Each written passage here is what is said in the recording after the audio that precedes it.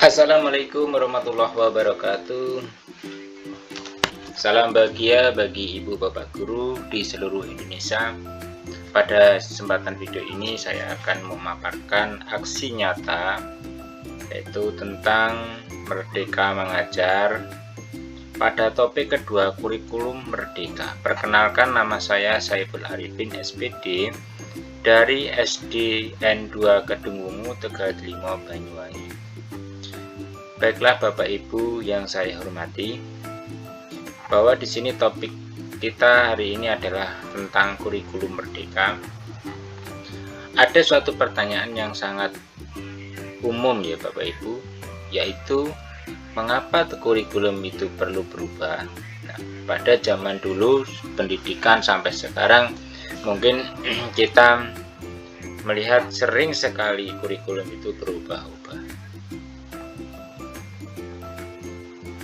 Topik kurikulum Merdeka pada platform Merdeka Mengajar ini ada 4 pemahaman. Yang pertama adalah pemahaman kurikulum dan pembelajaran. Yang kedua, murid sebagai pengembang, pusat pengembangan kurikulum. 3, pembelajaran berdasarkan prinsip pembelajaran paradigma baru. 4, struktur pembelajaran mendorong murid merdeka belajar. Topik pada kurikulum Merdeka itu terdiri dari 2 modul. Modul pertama yaitu kurikulum, modul kedua adalah kurikulum Merdeka. Mari kita jawab, apa sih itu kurikulum? Pasti banyak orang yang belum paham tentang apa sih kurikulum. Nah, mungkin kita sebagai Bapak Ibu guru juga kadang bertanya-tanya, apa itu kurikulum? Kurikulum itu sebenarnya dapat diartikan sebuah titik awal sampai titik akhir pengalaman belajar murid. Kurikulum juga bisa diartikan jantungnya pendidikan, juga merupakan pedoman penyelenggaraan kegiatan pembelajaran untuk mencapai tujuan pendidikan tertinggi. Itulah kurikulum.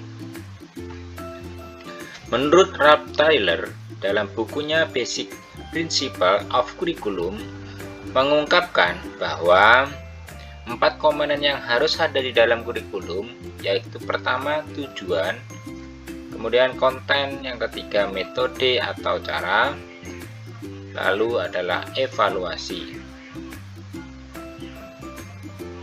Klasifikasi komponen kurikulum itu terdiri dari 1, tujuan pembelajaran konten, panduan pedagogik, dan panduan asesmen.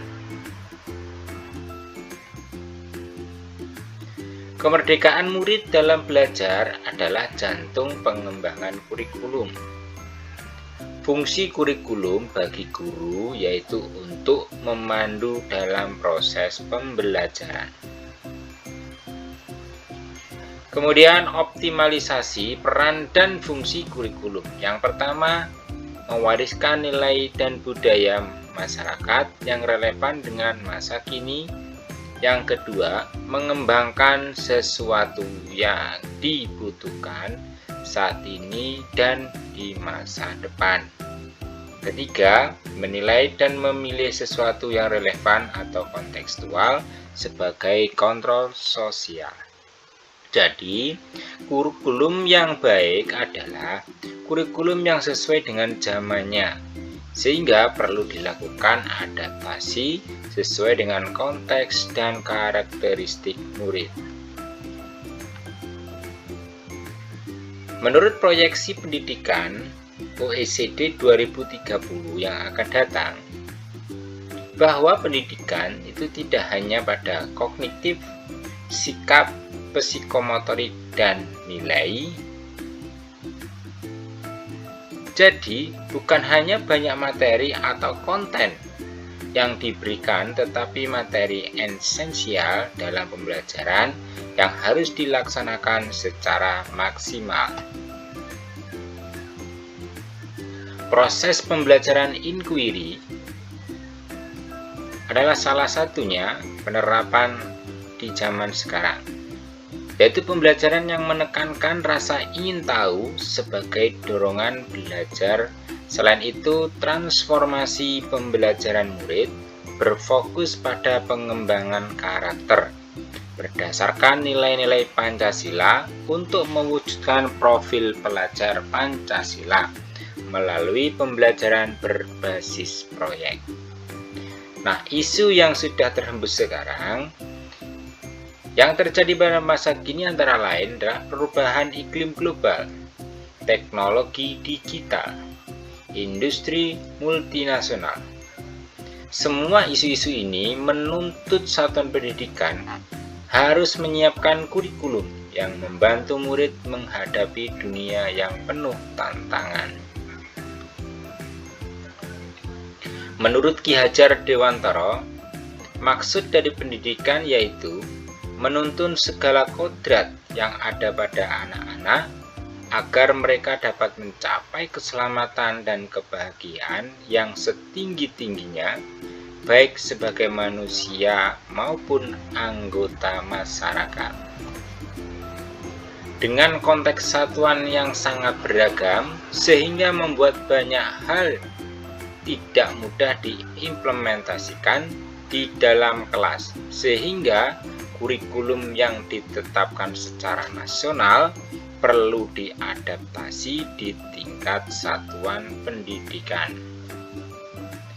Kemudian letak geografis, perbedaan lingkungan dan ekosistem sekolah, faktor sosial dan budaya, serta perbedaan murid menjadi alasan mengapa kurikulum dari pemerintah pusat harus melalui adaptasi terlebih dahulu dan disesuaikan dengan kebutuhan murid kita.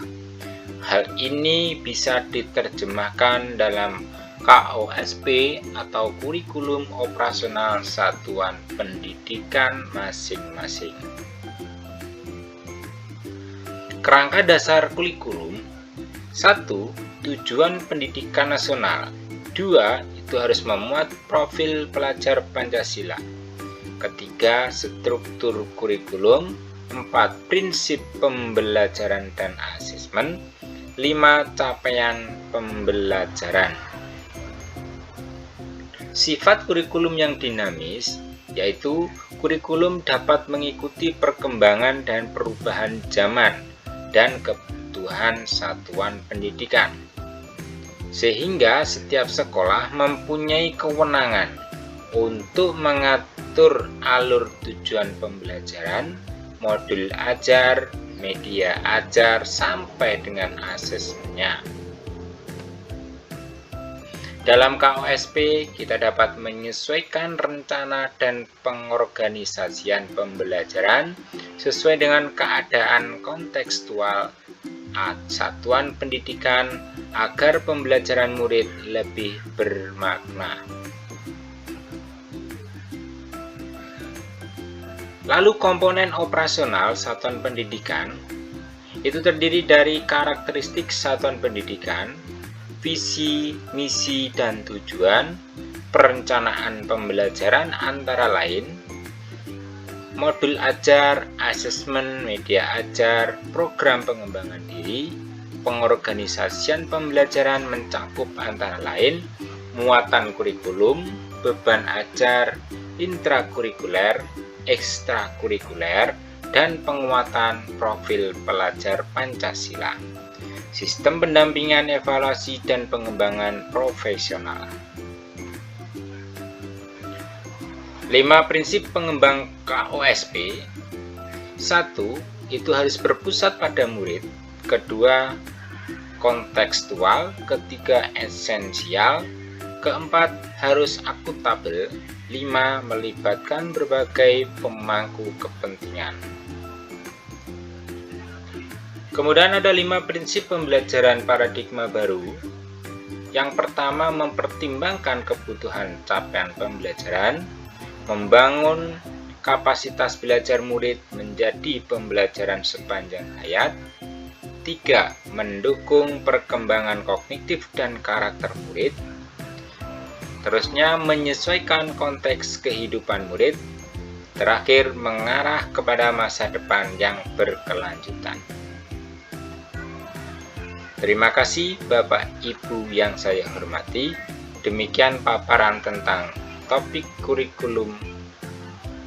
Mudah-mudahan bisa bermanfaat, dan Assalamualaikum warahmatullahi wabarakatuh.